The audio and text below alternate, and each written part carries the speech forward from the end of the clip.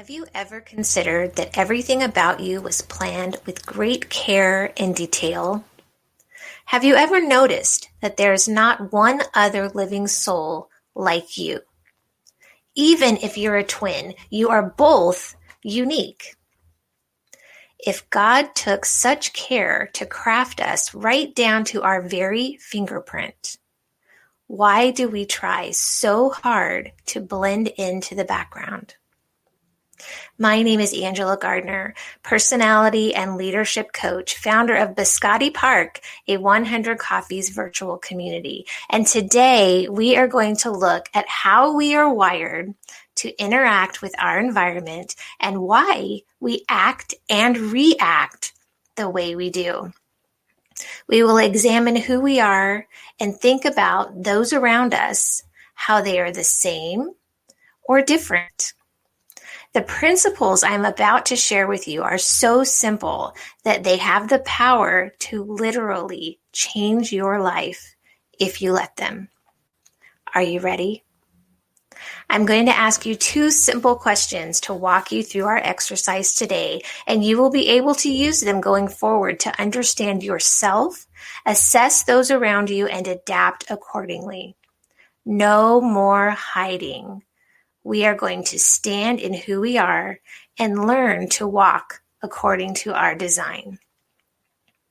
Okay, get ready. You might want to get a piece of paper if you have one available.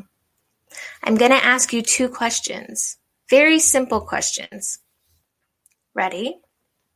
The first question, would you consider yourself outgoing or reserved? Now, I'm not saying outgoing like you would normally think of outgoing, not necessarily the life of the party. This is more of a pacing question. Do you move towards a problem, or do you tend to step backwards and maybe review or reflect, observe a little bit before jumping in and trying to solve the problem? If you said, I move forward towards a problem, I jump in and I figure it out on my way as I go, that would be an outgoing personality. Outgoing people are more fast-paced. They think fast, talk fast, move fast, where reserved people are slower-paced. They like to think things through and have time to process and consider and observe what others are doing, have a plan of attack before they jump in and address that problem. Or maybe they have decided in their observing that they're just not going to address the problem at all. So, where do you fall?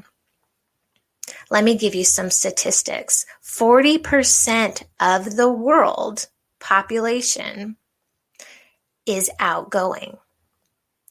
So 40% of us just jump in and figure it out as we go. 60%, the largest portion, is actually reserved. So most of us, most people that you encounter will be slower paced and enjoy having a margin of time to consider their options before they jump in. They enjoy a slower processing time to figure things out. So take a note of where you are. And we're going to talk for a minute about what makes these two characteristics hide.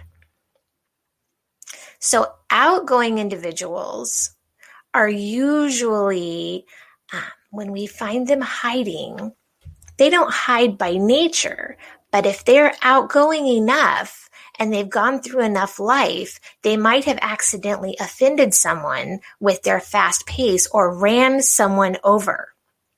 Have you ever known someone that even when they sit still, you can feel them moving because they have so much energy? Well, people who can't control that will often run over others, whether physically, emotionally, verbally. And those of us who feel run over, we can identify these people coming way ahead from far away. You can feel them coming, right? So as an outgoing individual, Maybe you're hiding because you accidentally ran over someone you really care about. And so you're very cautious now, and you try to slow your pace down and not be so outgoing and not share your ideas, not be so quick to jump or leap before you look, because maybe you've been criticized of that in the past. Maybe you're hiding because you're a reserved person, and because you need time to process, you've been labeled as slow or lazy or incompetent or scared. That would make me not want to make a decision too. So you've stopped making decisions. You've let other people decide what you think and what you're going to do. And secretly, you're probably very frustrated and have lots of amazing opinions on things, but you're scared to share them for fear that someone might run you over. So that's just 2 things to look at when we think of how we're wired. Okay, get a good picture of who you are and where you fall. Have I hit on some things that maybe have you hiding today? Well, here's 2 other options. Here's our second question. Would you consider yourself task-oriented or people-oriented? Now, this one's a little harder to decide, and I probably should have told you in the beginning that everyone is a combination of all of these things that we're talking about. So if you're having trouble figuring out where you land, it's probably because you have a really good mix of all 4 topics, okay? So don't stress about that. Just listen with an open mind and know that as your circumstances and your situations change, and depending on where you are in life and who you're around and what your environment is, any 4 of these things could make you feel like hiding. So let's look at task versus people. So task individuals are focused on getting things done. They have a list of things to do for the day, and any interruption is going to cause them to not get something done. So they can get extremely frustrated when they're interrupted. This makes up 35% of the population. They think their way through life. They are the thinkers. People-focused individuals make up 65%. Most of us are people-oriented. That just means that our focus each day is on people, who is affected, who we are working with, who we get to hang out with. So people individuals are feelers. Thinkers tend to hide because maybe they've been so focused on the things that need to get done, and they've been interrupted so many times that they just can't think and just need to be left alone. Maybe they're overwhelmed by all of the feelings of the feelers around them and in their life. Maybe when they have stepped out and tried to make a friend, they had too many opinions or pushed a little too hard or too rigid in their structure because they like structure. They need structure. There's safety in structure. As a feeler, maybe you're hiding because your feelings have been stepped on. Someone didn't consider you. You've been offended. Maybe someone just didn't take you into consideration. Or you feel that even when you give your opinion, it's not valued. So you've stopped giving it. You've tried to stop caring. You feel that there's too much structure, so you need freedom, but you don't realize maybe freedom is in the structure, if it's the right structure. Trust might be an issue. Has trust been broken? You know, thinkers They have to trust you before they like you. So if someone has broken your trust, it's really hard to like them.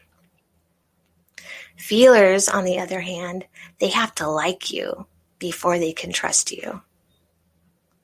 So if you're not feeling liked or appreciated, it's really hard to trust someone. So where do you fall? Task or people? Outgoing, reserved? Do any of these cause you to pause and hide and not stand in full glory of who you are and how you were created, how you were designed to be? I'm here to say today, don't let the expectation of what you think life should be versus the expectation that others think or feel that you should be, that you need to be faster or slower than you are, that you need to be more structured or carefree than you are, stop you from being exactly who you are. Because in the end, it's really not about you. It's about them. We all are walking through this world trying to be the best versions of ourselves as we can be. And unfortunately, you might bump into each other along the way. And when we do,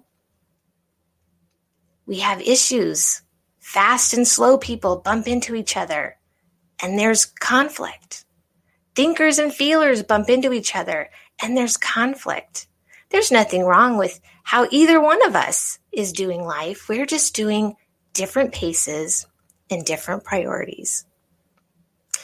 Our job is to see this ahead of time, to understand who we're dealing with and how to adapt or choose to not engage at all if there's danger ahead or if we don't have to. The choice is yours. But I hope that you always choose visibility, staying true to who you are. And if you need a space to learn how to live authentically and walk through life the way God created you, I invite you to come to our coffee house. You can find us on all social media platforms at 100 Coffee's Virtual Cafe. And I invite you to grab a cup of coffee with me or anyone else that you find in that cafe. And we are happy to show you how exactly we see you and celebrate how amazing you are and give you the space to practice walking in your true intended blueprint that God created you to be, because there's only one you. And if you're not going to be you, then all the people who are waiting to be impacted by you, to meet you, to hear your message, are not going to hear it. They're going to miss out. And that would just be sad. That's not what's intended. So I challenge you today, no more hiding. It's time to come out. It's time to be yourself. So take these 2 questions, play with them, walk with them, challenge them. I dare you to go through the next few days and take some inventory of those around you. Maybe you'll start seeing the reason that you're hiding is actually causing others to hide around you. And by you stepping out of the shadows, you may actually empower others around you to do the same. And wouldn't that be a beautiful life? I've been Angela Gardner at 100 Coffee's virtual community, and I cannot wait to have coffee with you and hear how you are no longer hiding. God bless.